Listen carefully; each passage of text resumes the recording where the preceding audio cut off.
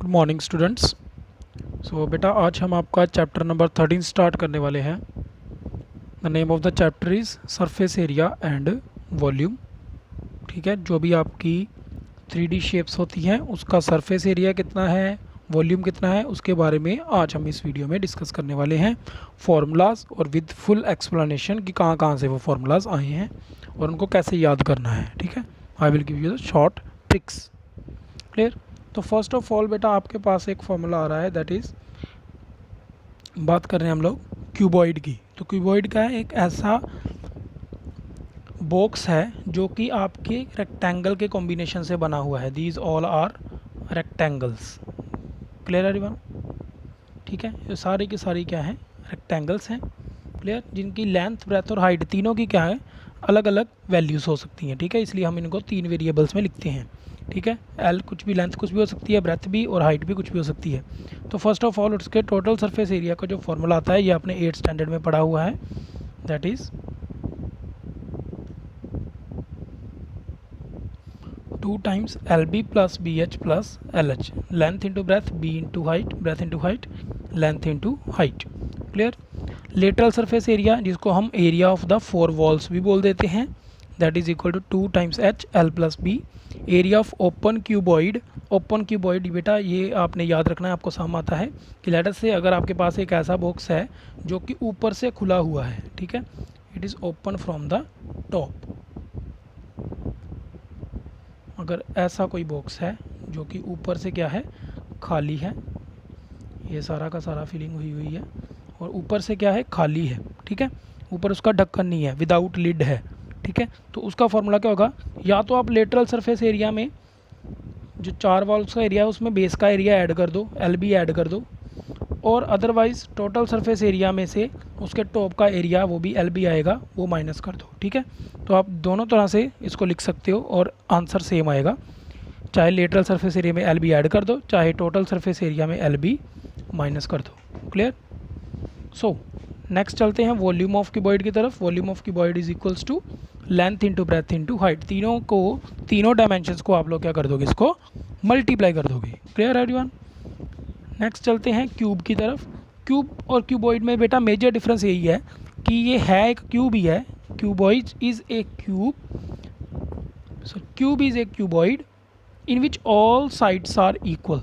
Cube is a cuboid, cube एक cuboid ही है जिसकी सारी साइड्स इक्वल हैं। तो अगर आप एल, बी और एच तीनों को ए लेके उस फार्मूलाज, ऊपर वाले फार्मूलाज में फिल कर दोगे तो आपके ये सारे फार्मूलाज बन जाएंगे। ठीक है, आप ट्राई कर सकते हो। L B a square a square a square, ये आ जाएगा 2 × 3 a square, that is 6 a square, total surface area of cube. Lateral surface areas, क्योंकि इसके 4 वॉल्स का एरिया डिवाइड करना, a square a square a square और a square, तो कितने ए स्केयर हो गए, 4 ए स्केयर हो गए। Area of open cuboid 5 faces हो गए, तो 5 फेसिस का कितना आ जाएगा, 5 a square. Volume of cuboid, length into breadth into height, that is a into a that is equal to a का क्यूब। क्लियर। तो इस तरह से अगर आप याद करोगे तो आपको कभी भी नहीं भूलेंगे। Clear everyone? आगे चलते हैं हम लोग आपके राइट सर्कुलर सिलेंडर की तरफ। बेटा सबसे पहले बता दूं आपको कि इसको राइट सर्कुलर सिलेंडर इसलिए कहा जाता है क्योंकि सिलेंडर आप इस तरह से भी बना सकते हो, दिस इज़ आल्सो सिलेंडर, लेकिन राइट इसलिए बोलते हैं क्योंकि ये राइट एंगल पे खड़ा है, 90 डिग्री पे। ठीक है, so that's why it is called right circular cylinder. So वैसे इसको सिलेंडर ही बोलना है, राइट के बारे में ज़्यादा टेंशन नहीं लेनी आप लोगों ने। तो इसका कर्व सरफेस एरिया, ये भी आपने 8th में पढ़ा होता है, that is equal to 2πr/h। Total surface area कैसे आएगा, कर्व सरफेस एरिया कौन सा है, ये सिलेंडर का जो मुड़ा हुआ सरफेस एरिया है, ये जो कर्व्ड है, इसका अगर ये टॉप से भी ओपन है और यहाँ से भी ओपन है, जैसे कि आपका शटल बॉक्स होता है।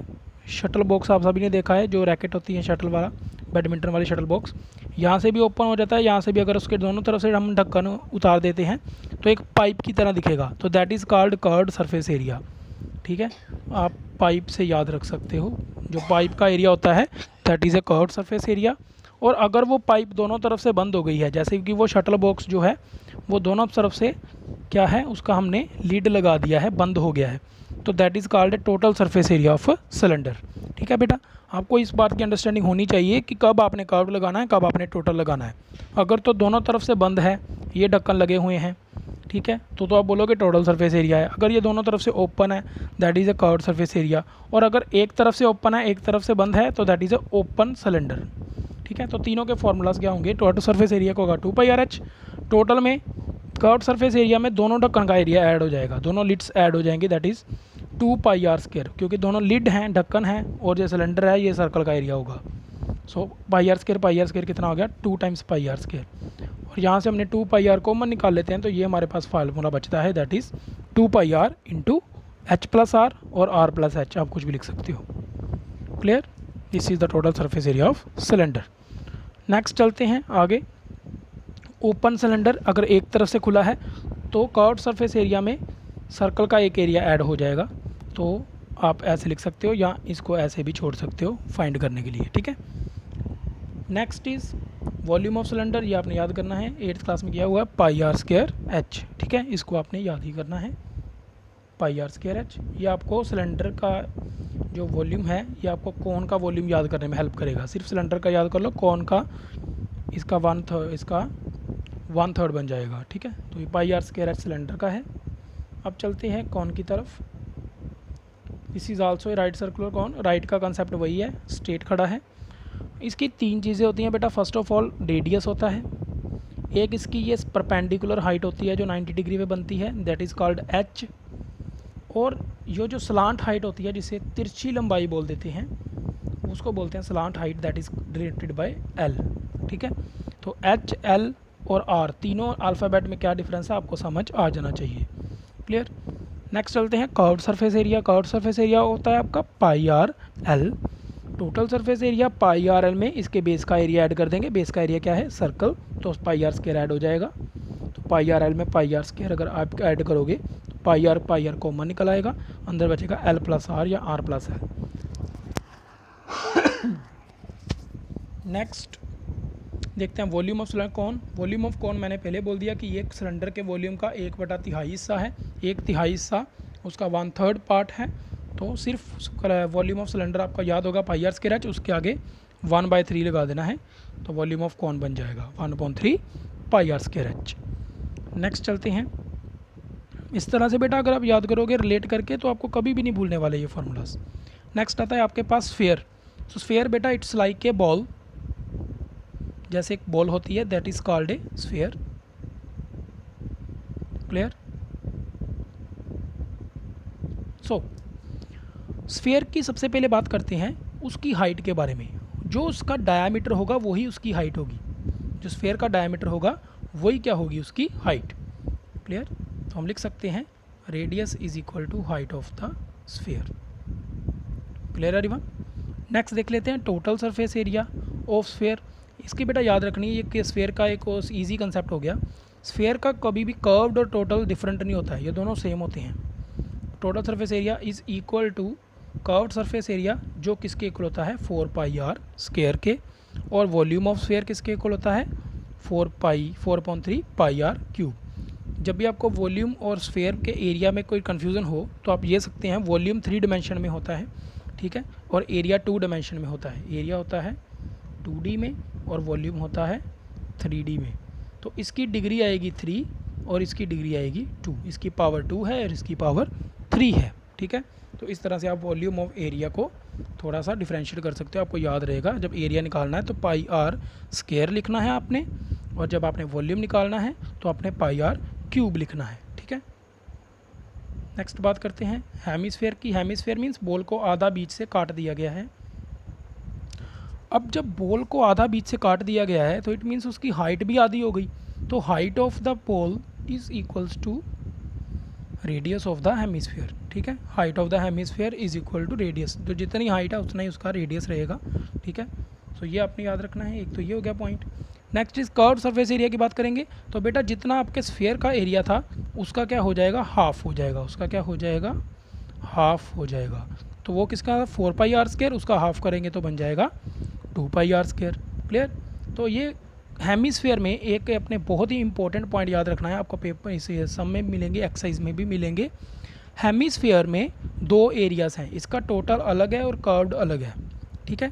कर्व्ड में हम सिर्फ इस कर्व्ड एरिया की बात कर रहे हैं, ताकि ये ढक्कन ऊपर से ये खुला हुआ है, ठीक है, सिर्फ ये वाला पोर्शन है, ठीक है, ऊपर से खाली है जिसके ऊपर ढक्कन नहीं है, ठीक है। कर्व्ड में हम यूज़ करेंगे विदाउट लिड, ठीक है, ढक्कन नहीं है, ठीक है।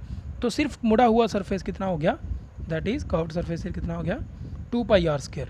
और जब टोटल की बात करेंगे तो भाई इसके ऊपर ढक्कन भी लग गया, अब तो ऊपर वाला सर्कल भी कवर हो गया पूरा, तो सर्कल का एरिया ऐड हो जाएगा इसमें, ठीक है। कर्व्ड सरफेस एरिया में सर्कल का एरिया क्या हो जाएगा, ऐड हो जाएगा। तो सर्कल का एरिया ऐड कर दिया, दैट इज़ 2πr² में 2πr² ऐड करेंगे तो बनेगा 3πr², ठीक है।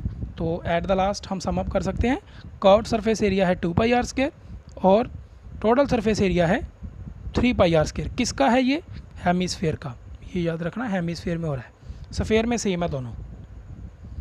Next, so volume of hemisphere क्या होगा, वॉल्यूम हेमिस्फीयर का स्फीयर का हाफ हो जाएगा, स्फीयर का था 4.3πr³ और हेमिस्फीयर का हो जाएगा 2.3πr³। यहाँ पे वॉल्यूम ऑफ क्यूब, यहाँ पे क्यूब आना था, ठीक है। Next is height of hemisphere, height मैंने अभी आपको बता दी। So this is all for the formulas, इसको आपने याद करना है, आप वीडियो को बार बार देखो। आई एम श्योर कि अगर आप 2 से 3 बार मेरी वीडियो देख लोगे तो आपको फार्मूलाज टिप्स पे याद हो जाएंगे। Clear everyone?